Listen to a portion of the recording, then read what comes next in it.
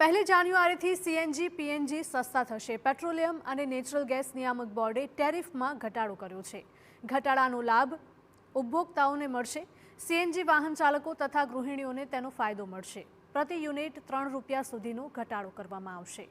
Petroleum અને પ્રાકૃતિક gas નિયમન બોર્ડ ગેસ વિતરણ માળખાને સરળ બનાવ્યું છે। ટેરિફને પહેલા અંતરના આધારે 3 ઝોનમાં વિભાજિત કરવામાં આવતા હતા, પરંતુ હવે તે ઘટાડીને 2 કરવામાં આવ્યા છે।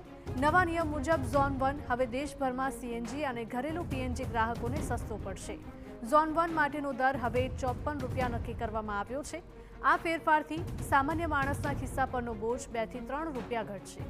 આ નવા માળખાથી ભારતની 40 ગેસ વિતરણ કંપનીઓ હેઠળના 312 વિસ્તારોને ફાયદો મળશે। આ નિર્ણયથી સીએનજી સંચાલિત કાર, ઓટો અને બસોના ખર્ચમાં ઘટાડો થશે તથા ઘરોમાં વપરાતું પીએનજી પણ હવે સસ્તું થશે।